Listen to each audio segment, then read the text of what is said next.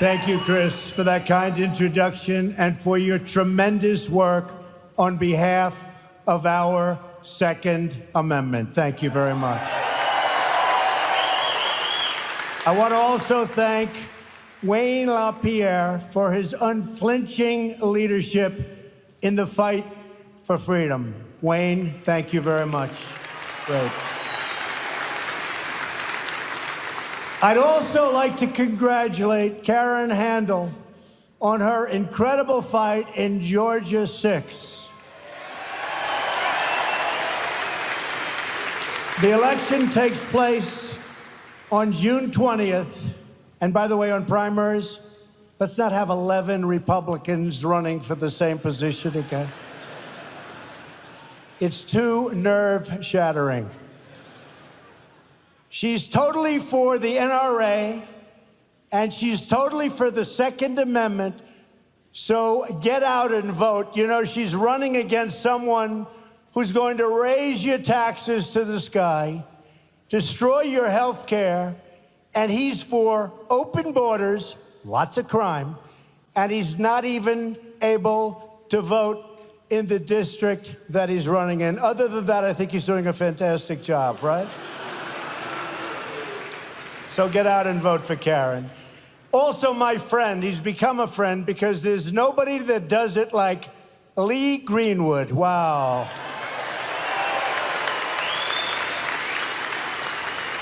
Lee's anthem is the perfect description of the renewed spirit sweeping across our country. And it really is indeed sweeping across our country. So, Lee, I know I speak for everyone in this arena when I say we are all very proud, indeed, to be an American. Thank you very much, Lee.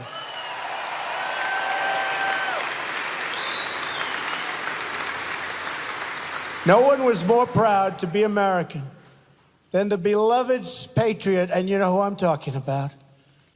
We remember on gatherings like today, your former 5-term president, the late Charlton Heston. How good was Charlton?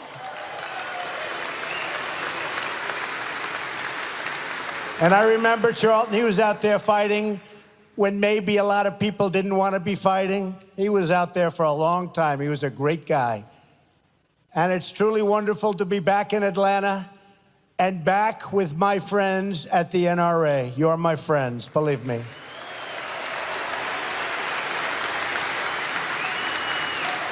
Perhaps some of you remember the last time we were all together. Remember that? We had a big crowd then, too, so we knew something was happening. But it was in the middle of a historic political year and in the middle of a truly historic election. What fun that was, November 8th. Wasn't that a great evening? Do you remember that evening? Remember that? Remember they were saying, we have breaking news. Donald Trump has won the state of Michigan. They go, Michigan, how did that happen? Donald Trump has won the state of Wisconsin. Whoa. But earlier in the evening, remember, Florida, North Carolina, South Carolina, Pennsylvania, all the way up. We ran up the East Coast. And you know, the Republicans have a tremendous disadvantage in the Electoral College. You know that. And tremendous disadvantage. And to run the whole East Coast, and then you go with Iowa and Ohio and all of the different states. It was a great evening, one that a lot of people will never forget. A lot of people. Not going to forget that evening. And remember they said, there is no path to 270. For months I was hearing that. You know, they're trying to suppress the vote. So they keep saying it. So people say, you know, I really like Trump. He loves the Second Amendment. He loves the NRA. I love him, but let's go to the movie because he can't win because they're trying to suppress the vote. But they'd say, I mean, hundreds of times I heard, there is no vote. You know, there's no route. They'd say, there is no route to 270. And we ended up with 306. So they were right. Not 270, 306.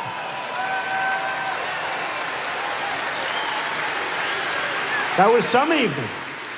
Big sports fans said that was the single most exciting event they've ever seen. That includes Super Bowls and World Series and boxing matches.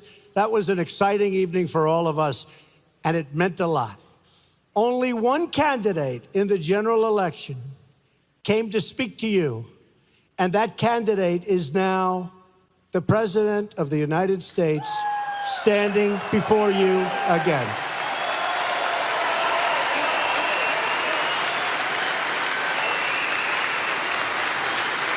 I have a feeling that in the next election, you're going to be swamped with candidates, but you're not going to be wasting your time. You'll have plenty of those Democrats coming over, and you're going to say, no, sir, no, thank you. No, ma'am, perhaps, ma'am. It may be Pocahontas. Remember that.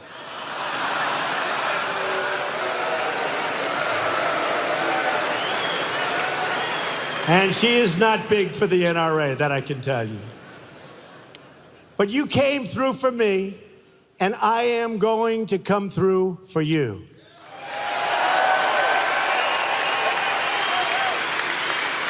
I was proud to receive the NRA's earliest endorsement in the history of the organization. And today I am also proud to be the first sitting president to address the NRA Leadership Forum since our wonderful Ronald Reagan in 1983. And I want to thank each and every one of you, not only for your help electing true friends of the Second Amendment, but for everything you do to defend our flag and our freedom. With your activism, you help safeguard the freedoms of our soldiers who have bled and died for us on the battlefields. And I know we have many veterans in the audience today, and we want to give them a big, big, beautiful round of applause.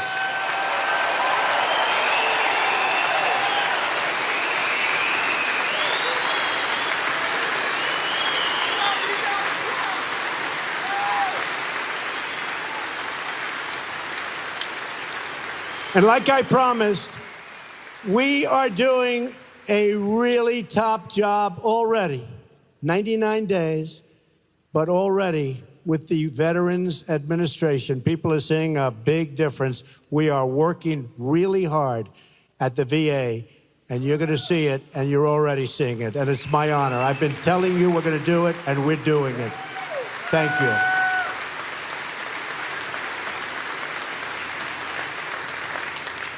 The NRA protects in our capitals and legislative houses the freedoms that our service members have won for us on those incredible battlefields.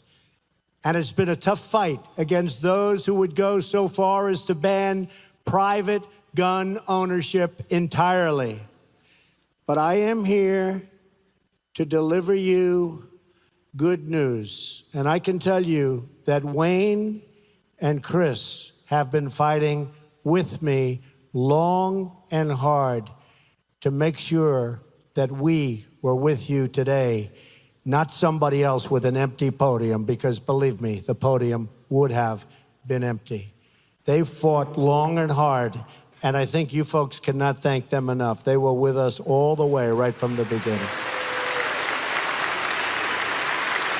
But we have news that you've been waiting for a long time. The 8-year assault on your Second Amendment freedoms has come to a crashing end.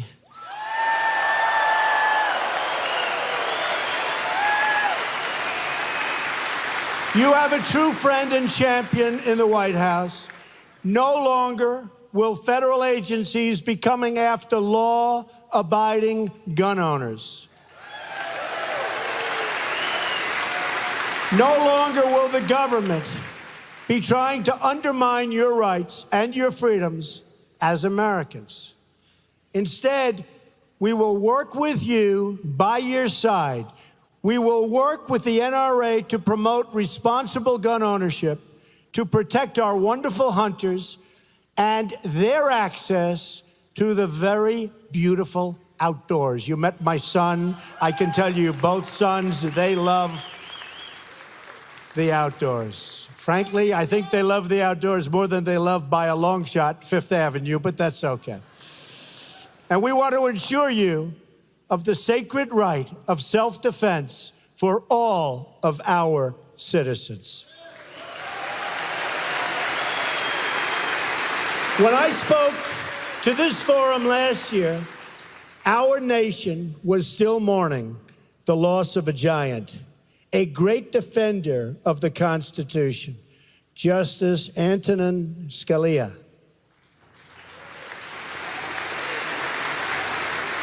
I promised that if elected, I would nominate a justice who would be faithful and loyal to the Constitution. I even went one step further and publicly presented a list of 20 judges from which I would make my selection. And that's exactly what we did. And by the way, I want to thank really Heritage, and I want to thank also all of the people that worked with us. Where's Leo? Is Leo around here? Where is he? He's got to be here. Where is he? He has been so good.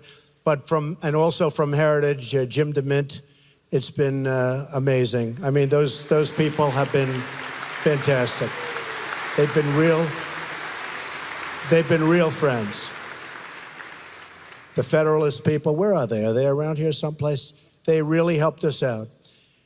I kept my promise, and now, with your help, our brand new justice, and he is really something very special, Neil Gorsuch, sits on the bench of the United States Supreme Court. For the first time in the modern political era, we have confirmed a new justice in the first 100 days.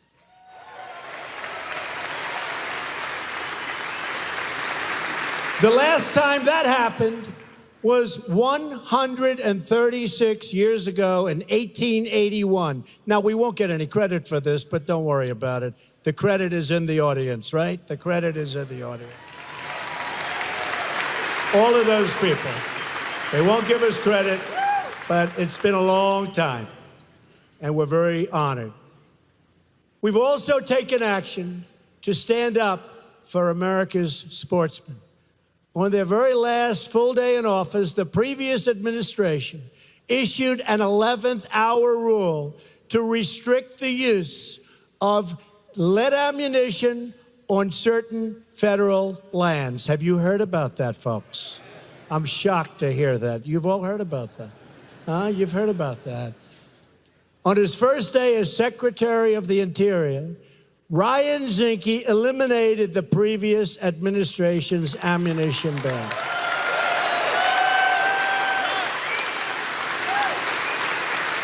He's going to be great. Ryan's going to be great. We have also moved very quickly to restore something gun owners care about very, very much. It's called the rule of law.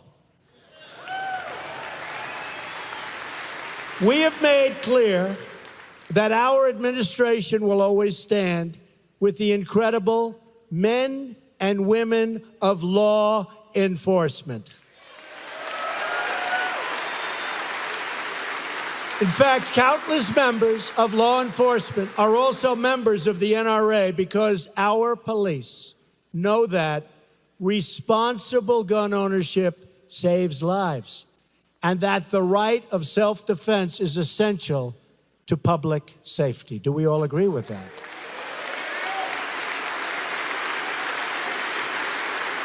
Our police and sheriffs also know that when you ban guns, only the criminals will be armed.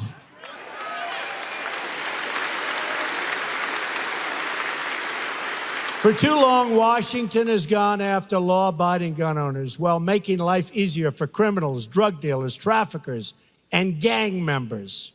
MS-13, you know about MS-13? It's not pleasant for them anymore, folks. It's not pleasant for them anymore. That's a bad group.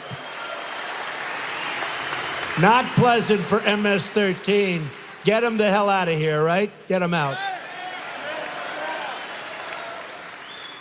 We are protecting the freedoms of law-abiding Americans, and we are going after the criminal gangs and cartels that prey on our innocent citizens, and we are really going after them.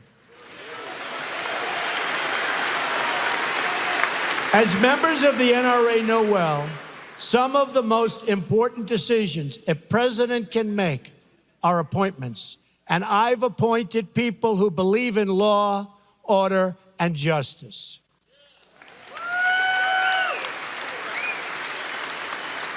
That is why I have selected as your Attorney General, number one, a really fine person, a really good man, a man who has spent his entire career fighting crime, supporting the police, and defending the Second Amendment.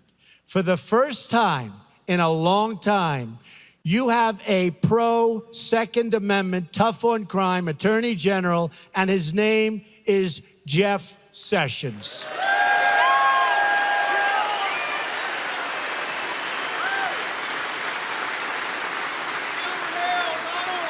And Attorney General Sessions is putting our priorities into action. He's going after the drug dealers who are peddling their poison all over our streets and destroying our youth. He's going after the gang members who threaten our children. And he's fully enforcing our immigration laws in all 50 states. And you know what? It's about time.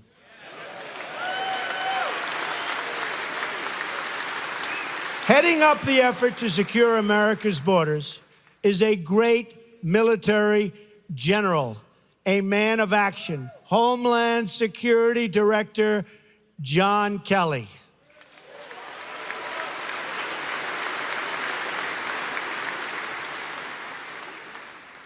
Secretary Kelly, who used to be General Kelly, is following through on my pledge to protect the borders, remove criminal aliens, and stop the drugs from pouring into our country. We've already seen, listen to this, no, it's never happened before. People can't even believe it. And by the way, we will build the wall no matter how low this number gets or how high this gets. Don't even think about it. Don't even think about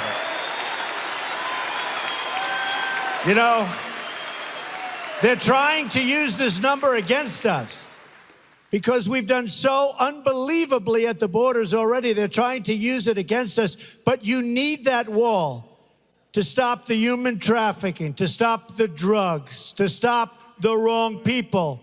You need the wall. But listen to this.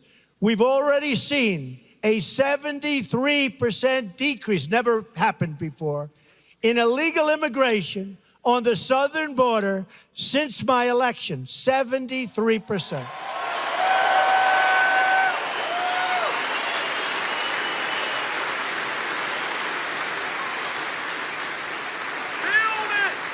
You see what they're doing, right?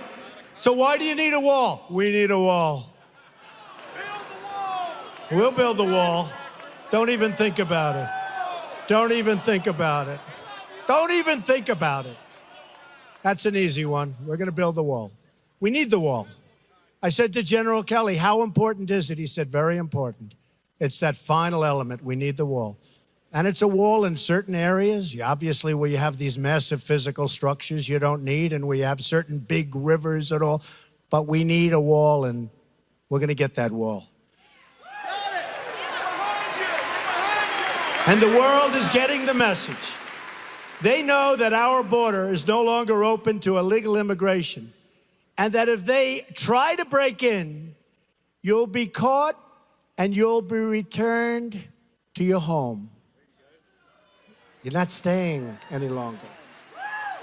And if you keep coming back illegally after deportation, you will be arrested, prosecuted, and you will be put behind bars. Otherwise, it'll never end.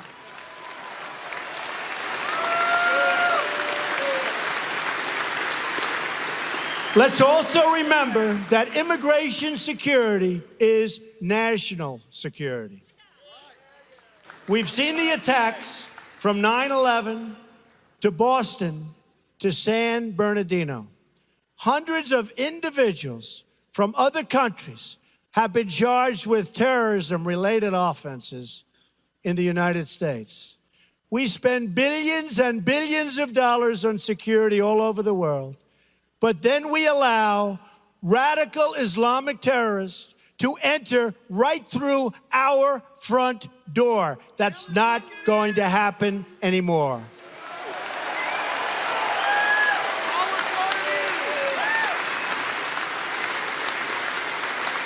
It's time to get tough.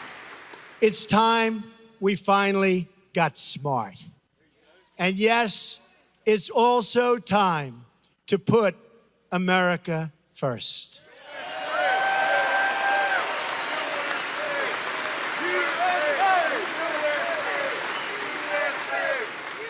And perhaps I see all of those beautiful red and white hats.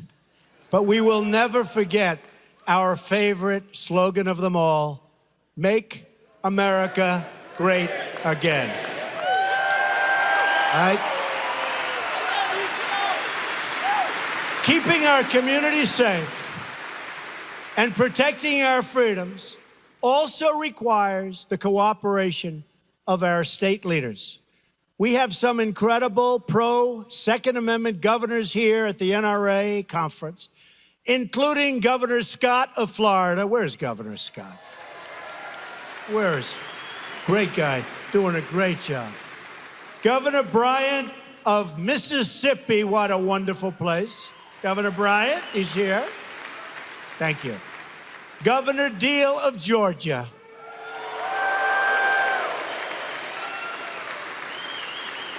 And we're also joined by two people that, well, one I loved right from the beginning. The other one I really liked, didn't like, and now like a lot again. Does that make sense? Senator David Perdue, he was from the beginning. And Senator Ted Cruz, like, dislike, like. Where are they? Good guys. Good guys, smart cookies. Each of these leaders knows that public officials must serve under the Constitution, not above it. We all took an oath to preserve, protect, and defend the Constitution of the United States, and that means defending the Second Amendment.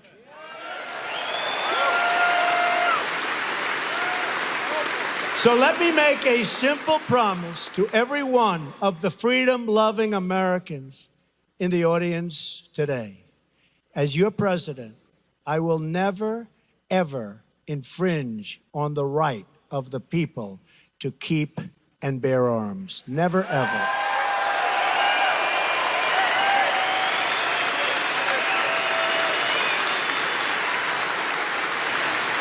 Freedom is not a gift from government. Freedom is a gift from God.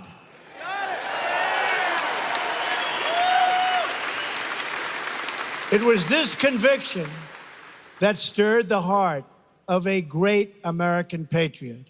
On that day, April 242 years ago, it was the day that Paul Revere spread his Lexington alarm, the famous warning that the British are coming, the British are coming, right? You've all heard that, right? The British are coming. Now we have other people trying to come, but believe me, they're not going to be successful. That I can tell. Nothing changes, right, folks? Nothing changes. They are not going to be successful. There'll be serious hurt on them, not on us.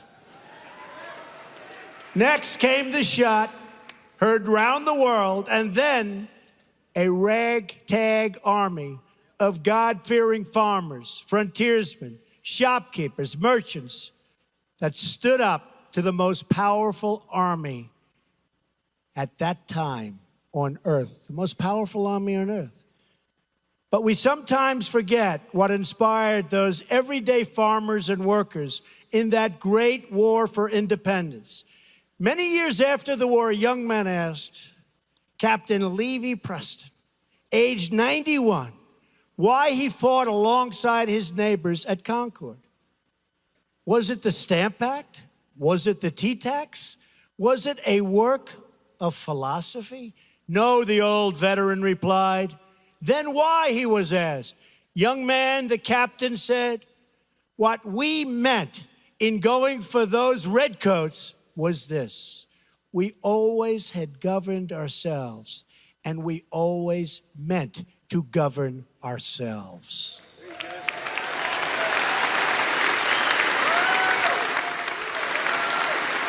Captain Preston's words are a reminder of what this organization and my administration are all about. The right of a sovereign people to govern their own affairs and govern them properly.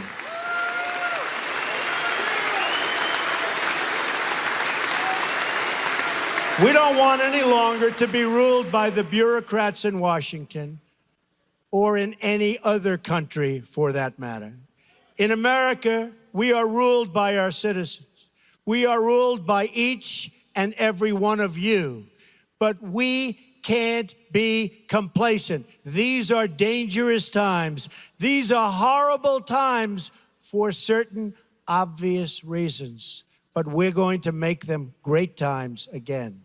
Every day, we are up against those who would take away our freedoms, restrict our liberties, and even those who want to abolish the Second Amendment. We must be vigilant, and I know you are all up to the task. Since the first generation of Americans stood strong at Concord, each generation to follow has answered the call to defend freedom in their time. That is why we are here today, to defend freedom for our children, to defend the liberty of all Americans, and to defend the right of a free and sovereign people to keep and bear arms. I greatly appreciated your support on November 8th in what will hopefully be one of the most important and positive elections for the United States of all time. And to the NRA, I can proudly say, I will never, ever let you down. Thank you. God bless you. God bless our Constitution. And God bless America. Thank you very much. Thank you.